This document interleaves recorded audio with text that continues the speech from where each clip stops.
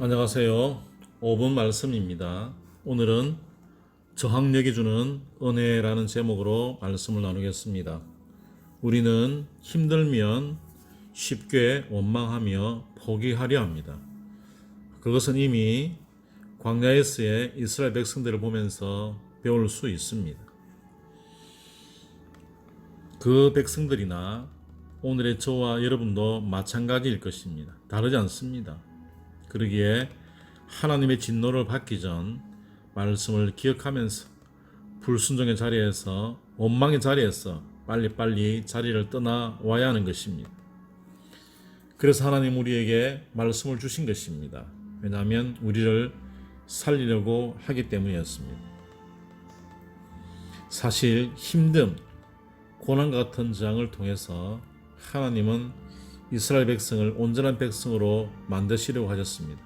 하지만 출애굽 당시 20세 이상 1세대들은 가나안 안에 들어가기 전에 광야에서 죽었습니다. 아니, 하나님이 일부러 그렇게 하신 것입니다. 구름 기둥과 불 기둥, 그리고 배고프지 않게, 옷이 헤어지지 않게 40년을 그렇게 입히고 먹이고 하셨건만 결국 그들은 그렇게 사라지고 말았습니다.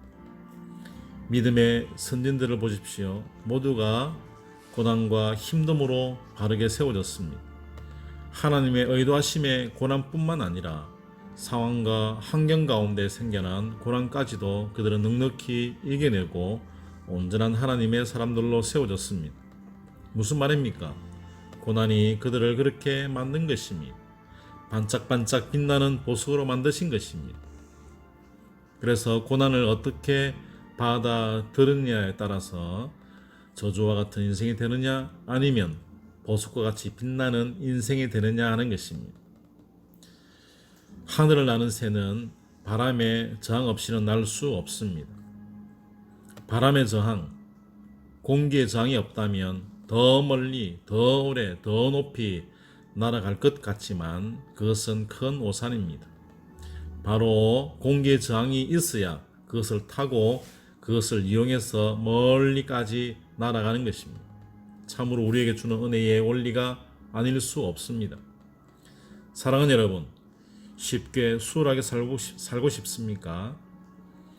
미안하지만 이 땅의 삶은 그런 삶은 없습니다. 반드시 저항이 있기 마련입니다. 그것은 타이든 자이든 어쩔 수 없는 일입니다. 해서 저항을 어떻게 할 것인가를 고민하지 말고 그냥 묵묵히 받아들여야 하는 것입니다. 그러니 나도 모르게 앞으로 나도 모르게 창공을 헐헐 날아가고 있음을 발견하게 될 것입니다. 하나님이 주시는 고난은 바로 그런 원리 가운데 주어진 것입니다.